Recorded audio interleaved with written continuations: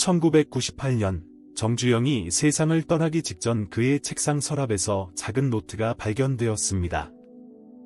그 노트에는 60년간 기록한 저축 원칙들이 빼곡히 적혀 있었습니다. 첫 페이지에는 이런 문장이 있었습니다. 돈을 어떻게 모으는가가 미래를 결정한다. 맨손으로 시작해서 현대그룹을 세계적 기업으로 만든 남자. 그는 발견했습니다. 부자와 가난한 사람의 차이는 돈을 버는 능력이 아니라 돈을 모으는 방식에 있다는 것을. 지금 이 순간에도 당신은 돈을 모으고 있을 것입니다. 하지만 그 방식이 당신을 부자로 만들고 있나요? 아니면 가난으로 이끌고 있나요? 충격적인 사실을 알려드리겠습니다. 같은 금액을 저축해도 어떤 사람은 부자가 되고 어떤 사람은 가난해집니다. 그 차이를 만드는 것은 금액이 아니라 방식입니다. 오늘 정주영이 평생에 걸쳐 완성한 부자되는 저축의 7가지 비밀을 완전히 공개합니다. 이것은 이론이 아닙니다. 정주영이 직접 실천해서 세계적 기업을 만든 검증된 방법입니다. 이 영상을 끝까지 보시면 당신도 지금 당장 저축 방식을 바꿔서 부자의 길로 들어설 수 있습니다. 안녕하세요. 오늘은 당신의 재정 미래를 완전히 바꿀 이야기를 들려드리겠습니다. 1940년 겨울 16살의 정주영은 서울로 상경했습니다. 주머니에 든 돈은 단돈 70원. 오늘날 가치로 약 7만원 정도였습니다. 그는 쌀가게 점원으로 일을 시작했습니다. 월급은 고작 5원. 하지만 정주영은 첫 월급을 받은 그날부터 특별한 일을 했습니다. 5원 중 2원을 따로 떼어놓은 것입니다. 무려 40%를 저축한 것이죠. 주변 사람들이 모두 말렸습니다. 그렇게 아끼면 어떻게 살아? 하지만 정주영은 흔들리지 않았습니다. 더 놀라운 것은 그 2원을 어떻게 모았느냐입니다. 그는 단순히 돈을 모으기만 한 것이 아니었습니다. 그에게는 특별한 시스템이 있었습니다. 첫째, 그는 저축한 돈을 절대 만지지 않았습니다. 아무리 급한 일이 생겨도 그 돈은 건드리지 않았습니다. 둘째, 매달 저축액을 기록했습니다. 작은 공책의 날짜, 금액, 총액을 꼼꼼히 적었습니다. 셋째, 그 돈으로 무엇을 할지 구체적인 목표가 있었습니다. 3년 후 내 가게를 연다. 3년 후 정주영은 정말로 자신의 쌀가게를 열었습니다. 그리고 그 가게가 현대그룹의 시작이 되었습니다. 여러분은 어떻게 돈을 모으고 계신가요? 월급을 받으면 쓰고 남은 돈을 저축하나요? 아니면 먼저 저축하고 남은 돈을 쓰나요? 이 질문의 답이 당신의 미래를 결정합니다. 정주영은 말년에 이렇게 회고했습니다. 내가 현대그룹을 만들 수 있었던 것은 똑똑해서가 아니다. 16살 때부터 올바르게 돈을 모았기 때문이다. 오늘 정주영의 저축 철학을 완전히 공개하겠습니다. 그가 60년간 지켜온 7가지 원칙, 그것이 당신의 인생도 바꿀 것입니다. 정주영이 발견한 첫 번째 저축 비밀은 바로 목적 없는 저축의 함정이었습니다. 대부분의 사람들은 그냥 저축합니다. 왜 모으는지, 언제까지 모을 것인지, 모아서 무엇을 할지 명확하지 않습니다.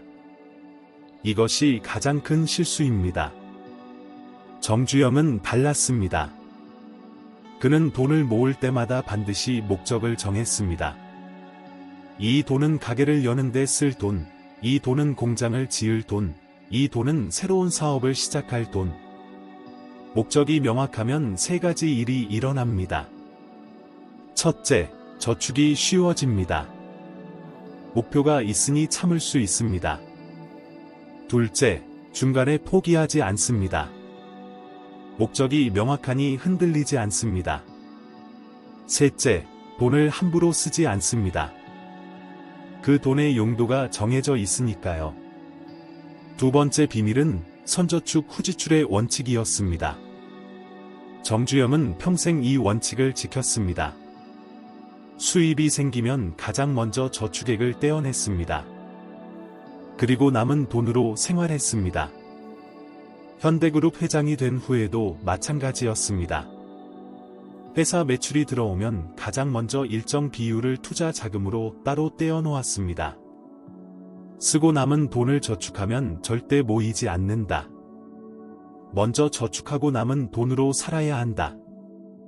세 번째 비밀은 단계별 저축 목표였습니다.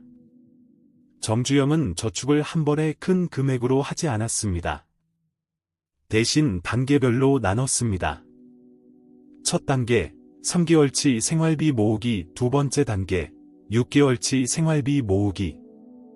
세 번째 단계, 1년치 생활비 모으기. 네 번째 단계, 목표 금액의 10% 모으기. 다섯 번째 단계, 목표 금액의 50% 모으기. 여섯 번째 단계, 목표 금액 100% 달성. 이렇게 단계를 나누면 심리적으로 훨씬 쉽습니다. 큰 목표는 부담스럽지만 작은 단계들은 달성 가능해 보이니까요. 네 번째 비밀은 더욱 혁명적이었습니다. 세계 통장 시스템이었습니다. 정주영은 돈을 세 가지 통장으로 나눠서 관리했습니다. 첫 번째 통장, 생활비 통장, 수입의 50에서 60%. 두 번째 통장, 비상금 통장, 수입의 10에서 20%. 세 번째 통장, 투자 통장, 수입의 20에서 30%. 생활비 통장은 매달 다 써도 괜찮습니다. 비상금 통장은 정말 긴급한 일에만 씁니다. 투자 통장은 절대 건드리지 않습니다. 현대그룹 초기 임원이었던 한 분의 증언입니다. 회장님은 회사 자금도 이렇게 세 가지로 나눠서 관리하셨습니다. 운영 자금, 비상 자금, 투자 자금. 이 원칙을 절대 어기지 않으셨죠. 다섯 번째 비밀은 훨씬 더 중요했습니다. 하지만 그것을 말씀드리기 전에 먼저 이해해야 할 중요한 개념이 있습니다. 서울대학교 경제학과에서 30년간 소비 심리를 연구한 김 교수는 이렇게 분석했습니다. 정주영 회장의 천재성은 저축을 단순한 돈 모으기가 아니라 재정 시스템으로 만든 것입니다. MIT 경영대학원의 연구에서도 놀라운 결과가 나왔습니다. 체계적인 저축 시스템을 가진 사람들이 그렇지 않은 사람들보다 평균 5배 더 많은 자산을 축적한다는 것입니다. 다섯 번째 비밀로 넘어가 보겠습니다. 그것은 저축의 자동화였습니다. 정주영은 일찍이 깨달았습니다. 저축을 의지에 맡기면 실패한다는 것을. 그래서 그는 저축을 자동화했습니다. 월급이 나오는 날, 자동으로 저축 계좌로 돈이 이체되도록 만들었습니다. 생각할 필요도, 결정할 필요도 없었습니다. 자동으로 저축되는 것이죠. 현대그룹 재무팀에서 일했던 한 임원의 증언입니다. 회장님은 1960년대부터 이미 자동 이체 시스템을 만들어서 사용하셨습니다. 당시에는 정말 획기적인 아이디어였죠. 여섯 번째 비밀은 절대 건드리지 않는 저축이었습니다. 정주영은 저축한 돈을 절대 중간에 빼쓰지 않았습니다. 아무리 급한 일이 생겨도 저축 통장은 건드리지 않았습니다. 한국전쟁 때 사업이 완전히 망했을 때도 마찬가지였습니다. 생활이 어려워도 저축한 돈은 그대로 두었습니다. 왜일까요? 저축한 돈을 한 번이라도 뺐으면 습관이 깨진다. 그러면 다시는 모을 수 없다. 일곱 번째이자 가장 중요한 비밀은 무엇이었을까요? 그것은 바로 수입이 늘어도 지출은 천천히였습니다. 대부분의 사람들은 수입이 늘면 지출도 함께 늘립니다. 이것이 절대 부자가 될 수 없는 이유입니다. 정주영은 달랐습니다. 수입이 10배 늘어도 생활비는 2배만 늘렸습니다. 수입이 100배 늘어도 생활비는 5배만 늘렸습니다. 현대그룹이 거대 기업이 된 후에도 정주영은 검소하게 살았습니다. 비싼 차를 타지 않았고 호화로운 집에 살지 않았으며 사치품을 사지 않았습니다. 수입이 늘어나면 저축을 늘려야지 지출을 늘리면 안 된다. 이 7가지 비밀을 실천한 사람들의 놀라운 변화를 보겠습니다. 서울에서 평범한 회사원으로 일하던 이 씨는 10년째 월급쟁이였지만 통장 잔고는 항상 비슷했습니다. 열심히 일하는데 돈이 모이지 않았습니다. 어느 날 그는 정주영의 저축 철학을 알게 되었고 즉시 실천하기 시작했습니다. 먼저 3개의 통장을 만들었습니다. 그리고 월급이 들어오면 자동으로 분배되도록 설정했습니다. 생활비 60%, 비상금 15%, 투자금 25%. 처음 3개월은 정말 힘들었습니다. 생활비가 부족해서 힘들었죠. 하지만 그는 투자 통장은 절대 건드리지 않았습니다. 6개월이 지나자 놀라운 일이 일어났습니다. 생활비 60%로도 충분히 살 수 있게 된 것입니다. 불필요한 지출이 자연스럽게 줄어들었습니다. 3년 후, 그는 투자 통장에 모인 돈으로 작은 원룸 하나를 샀습니다. 5년 후에는 2번째 원룸을 샀습니다.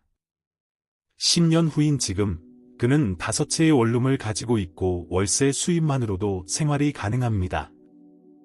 부산에서 자영업을 하던 박 씨의 이야기도 비슷합니다. 그는 장사는 잘 됐지만 돈이 모이지 않았습니다.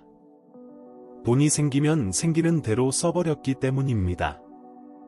정주영의 선저축 후지출 원칙을 알게 된 후 그는 방식을 바꿨습니다. 매출이 들어오면 가장 먼저 30%를 저축계좌로 이체했습니다. 그리고 남은 70%로 운영했습니다. 처음에는 불가능해 보였습니다. 하지만 신기하게도 70%로도 충분히 운영이 가능했습니다. 오히려 불필요한 지출이 줄어들면서 효율이 높아졌습니다. 5년 후, 그는 저축한 돈으로 2번째 가게를 열었습니다. 지금은 3개의 가게를 운영하는 성공한 사업가가 되었습니다. 하지만 여기서 정말 중요한 질문이 있습니다.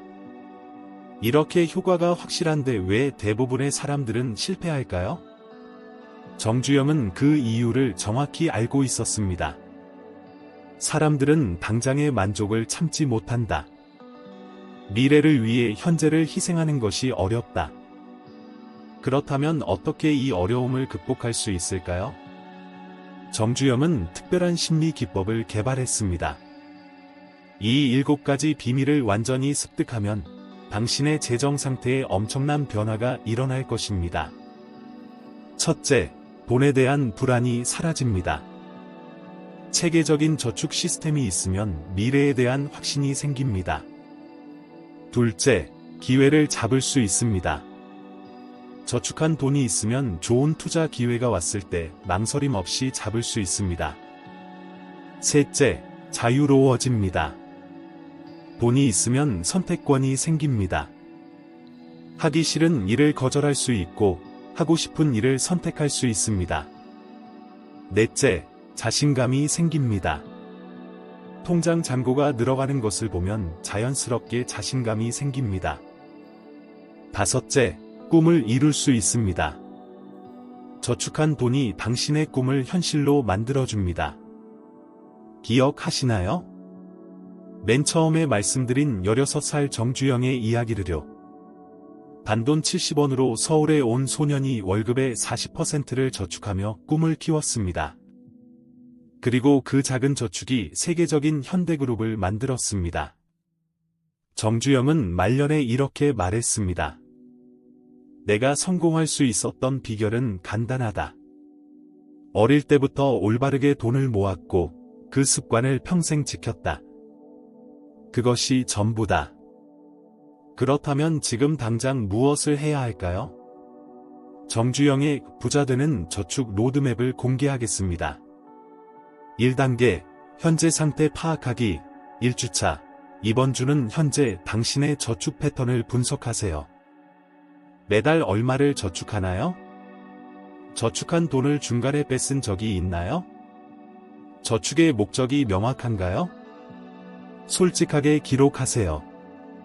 인정하는 것이 변화의 시작입니다. 2단계, 목표 설정하기. 2주차. 이번 주는 구체적인 저축 목표를 세우세요. 단기 목표, 3개월 후 얼마를 모을 것인가? 중기 목표, 1년 후 얼마를 모을 것인가? 장기 목표, 5년 후 얼마를 모을 것인가? 최종 목표, 이 돈으로 무엇을 할 것인가? 목표는 구체적일수록 좋습니다. 돈을 많이 모으겠다가 아니라 1년에 1천만 원을 모으겠다 처럼요. 3단계, 세계 통장 만들기. 3주차. 이번 주는 실제로 3개의 통장을 만드세요. 생활비 통장, 주거래 은행, 비상금 통장, 다른 은행, 쉽게 인출할 수 없도록. 투자 통장, 또 다른 은행, 더 어렵게 인출하도록. 물리적으로 분리하는 것이 중요합니다. 한 은행에 여러 통장을 만들면 쉽게 돈을 옮겨버립니다. 4단계, 자동 이체 설정하기. 4주차. 이번 주는 자동 이체를 설정하세요. 월급날에 자동으로, 비상금 통장으로 15%, 투자 통장으로 25%, 나머지 60%는 생활비 통장에. 자동화가 핵심입니다. 생각할 필요가 없어야 합니다. 5단계, 60%로 살기 도전. 5대 8주차. 이제부터 4주간은 생활비 60%로 사는 연습을 하세요. 처음에는 힘들 것입니다. 하지만 방법이 있습니다. 불필요한 구독 서비스 해지, 외식 횟수 절반으로 줄이기, 충동 구매 24시간 룰, 하루 기다렸다가 구매, 중고 물품 활용하기. 6단계, 절대 건드리지 않기 챌린지. 9대 12주차. 이 4주간은 투자 통장을 절대 건드리지 마세요. 아무리 급해도, 아무리 갖고 싶은 것이 있어도 그 돈만큼은 건드리지 마세요. 이 습관이 평생의 부를 만듭니다. 7단계, 수입 증가 시 저축 증가. 계속, 앞으로 수입이 늘어나면 지출 증가 20%만, 저축 증가 80%를. 예를 들어 월급이 100만원 올랐다면 생활비는 20만원만 늘리기, 저축은 80만원 늘리기. 핵심 비법, 저축 가시화 벽에 큰 그래프를 붙이세요. 매달 저축액을 그래프로 표시하세요. 눈에 보이면 동기부여가 됩니다. 또 다른 방법, 저축 목표를 사진으로 만들어서 지갑에 넣고 다니세요. 돈을 쓸 때마다 그 사진을 보세요. 하지만 여기서 정말 중요한 비밀을 하나 더 알려드려야겠습니다. 정주영에게는 이 7가지 외에 또 하나의 비밀 무기가 있었습니다. 그것은 바로 복리의 마법을 일찍 깨달은 것이었습니다. 그는 단순히 돈을 저축만 하지 않았습니다. 저축한 돈을 다시 투자해서 불렸습니다. 그리고 그 수익을 또 재투자했습니다. 이 저축 플러스 투자 플러스 재투자 사이클, 그리고 정주영이 사용했던 구체적인 투자 원칙들. 다음 영상에서 완전히 공개하겠습니다. 또한 다음 영상에서는 소득 구간별 최적 저축 전략, 정주영의 위기 관리 비법, 자녀에게 저축 습관 가르치는 법까지 모든 것을 단계별로 보여드리겠습니다. 이 채널을 구독하고 알림 설정을 해두시면 맨손에서 재벌이 된 정주영의 완벽한 재정 관리 시스템을 손에 넣을 수 있습니다. 댓글로 알려주세요. 현재 월 수입의 몇 %를 저축하고 계신가요? 그리고 저축에서 가장 어려운 점은 무엇인가요?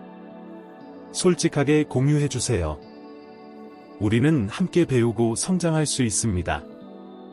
꼭 기억하세요. 부자와 가난한 사람의 차이는 얼마를 버느냐가 아닙니다. 어떻게 모으느냐입니다. 정주영은 이렇게 말했습니다. 적게 벌어도 올바르게 모으면 부자가 된다. 많이 벌어도 잘못 모으면 가난해진다. 저축의 방식이 미래를 결정한다. 지금 바로 구독 버튼을 누르고 좋아요를 눌러주세요. 그리고 이 영상을 당신이 아끼는 사람들과 공유해주세요. 특히 재정 관리로 고민하는 친구가 있다면 이 영상이 인생을 바꿀 것입니다. 다음 영상에서 만나요. 더 강력한 재테크 비밀들이 당신을 기다리고 있습니다. 정주영의 저축 시스템을 마스터한 당신, 이제 진짜 부자가 될 준비가 되었습니다. PS, 영상 설명란에 정주영의 7가지 저축 비밀 체크리스트와 12주 저축 플래너를 무료로 공유했습니다. 다운로드해서 냉장고에 붙여두고 내일 확인하세요. 12주 후 통장 잔고가 달라져 있을 것입니다.